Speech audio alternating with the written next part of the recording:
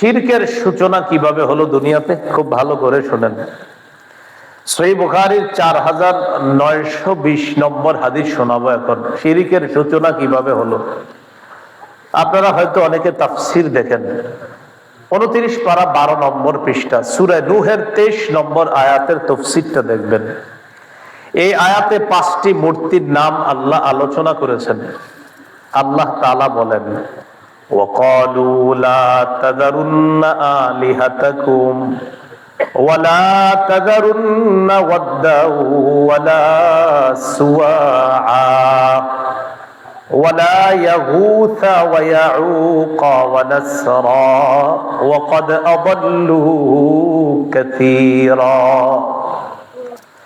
তোমরা তোমাদের ইলাহকে পরিত্যাগ করো না, তোমরা তোমাদের খোদাদেরকে পরিত্যাগ করো না। নাউজুবিল্লাহ পড়ে। তোমরা ওয়াদ্দুন নামক খোদাকে ছেড়ে দিও না, সুয়া নামক খোদাকে ছেড়ে দিও না, ইয়াগুস নামক খোদাকে ত্যাগ করো না, ইয়াউক নামক খোদাকে ত্যাগ করো না, নাসরুন নামক খোদাকে ত্যাগ করো না। এই 5টা খোদা, 5টা মূর্তি, এই মূর্তির কথা কোরআনে আসছে। এক জাতি তাদের সম্প্রদায়ে একে অপরকে বলে, সাবধান, আল্লাহ আমাদের রব, তিনি হলেন প্রধান, আর আমাদের এই 5 জন খোদা আছে, এরা আল্লাহর সহযোগী। এই 5 জনের নাম কোরআনে আছে, সূরা নূহের 23 নম্বর আয়াত। এই আয়াতের তাফসীর ইমাম বুখারী রাহমাতুল্লাহ আলাইহি, বুখারীতে আছে কিতাবুত তাফসীর, তাফসীর অধ্যায়। হাদিসের বর্ণনাকারী আব্দুল্লাহ ইবনে আব্বাস, হাদিস নাম্বার 4920 নম্বর হাদিস বুখারীর। মোট হাদিস সংখ্যা হবে 7563টা। এই যে 5টা মূর্তির নাম, ওয়াদ্দুন, সুওয়াউন, ইয়াগুস, ইয়াউক, নাসরুন। আমি আবার বলছি, ওয়াদ্দুন, সুওয়াউন, ইয়াগুস, ইয়াউক, নাসরুন। আপনাদেরকে ভদ্রতার সাথে বলি, আপনাদের কলিগ যারা আছে, আপনাদের আত্মীয় স্বজন যারা আছে, তাদের মাঝে হয়তো অনেকে পুতুল খুব ভালোবাসে, অনেকে হয়তো বাহির থেকে দেবদেবী কিনে আনাটা পছন্দ করে। মুসলমানদের মধ্যে অনেকে, যেটা সৌন্দর্য হিসাবে একজনের একটা মূর্তি আইনা ঘরে লাগিয়ে দিল, হয়তো অনেকে পছন্দ করতে পারে যেটা সৌন্দর্যতা।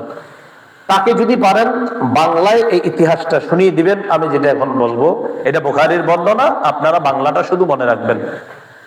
তখন তাদেরকে বলবেন, দেখো, আল্লাহ সূরা নূহের 23 নম্বর আয়াতে 5টি মূর্তির কথা আলোচনা করেছেন। সহিহ বুখারীর 4920 নম্বর হাদিসের মধ্যে এই আয়াতের তাফসীরে আসছে। এই 5টি মূর্তি মূলত মূর্তির নাম ছিল না। এই 5টি মূর্তি মূলত ছিল আসমাউ রিজালিন সালিহিন মিন কওমি নূহ। নূহ নবীর জাতির মধ্যে 5 জন ভালো আল্লাহর ওলি ছিলেন। এই আল্লাহর ওলিদের 5 জন আল্লাহর ওলির নাম ছিল এই 5 মূর্তির নাম। তাহলে বলেন তো, এই 5 মূর্তির নাম যে কোরআনে আসছে, এগুলো কি আসলে মূর্তির নাম ছিল না ওলিদের নাম ছিল? কেন আপনাদের মনে আসছে, তাহলে ওলিদের নাম মূর্তির নাম হলো কিভাবে? এই 5 নাম ছিল আল্লাহর ওলিদের নাম। ওয়াদ্দুন নামক আল্লাহর ওলি ইবাদত করতেন, তিনি মারা গেছেন। সুয়া নামক আল্লাহর ওলি ইবাদত করতেন, তিনি মারা গেছেন।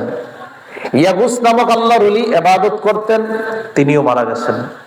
ইয়াউক নামক আল্লাহর ওলি তিনি ইবাদত করতেন, তিনিও ইন্তেকাল করলেন।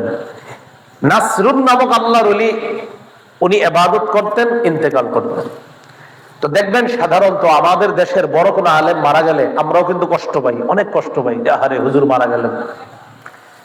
আপনাদের উত্তরবঙ্গের অনেক বড় আলেম আল্লামা ইউসুফ নিজামী রহমতুল্লাহ আলাইহি, তো তিনি মারা গেলেন।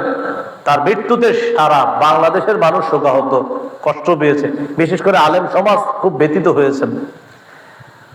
তো বলছিলাম, বড় কোনো আলেম ইন্তেকাল করলে আমরা সবাই ব্যথিত হই। আল্লামা আহমদ শফী রহমতুল্লাহ আলাইহি ইন্তেকাল করার পর আপনারাও ব্যথিত হয়েছেন, সারা দেশের মানুষ ব্যথিত হয়েছে। ওই 5 আল্লাহর ওলি ইন্তেকাল করার পর তাদের ভক্তবৃন্দরা খুব ব্যথিত। ইবলিস তখন মানুষের রূপ ধারণ করে মানুষের সামনে আসতে পারত। ইবলিস ওই জাতির কাছে আসছে, বিশাল বড় আল্লাহর ওলির রূপ নিয়ে তাদের কাছে আসছে। আসার পর তাদেরকে ইবলিস বলল, আওহাশ শাইতানু ইলা কওমিহিম আনিনসিবু ইলা মাজালিসিহিমুল্লাতী কানু ইয়াজলিসুনা আনসাবা। তোমরা এক কাজ করো, মনটা খারাপ? হ্যাঁ। কেন? ওলিদেরকে হারিয়ে মন খারাপ।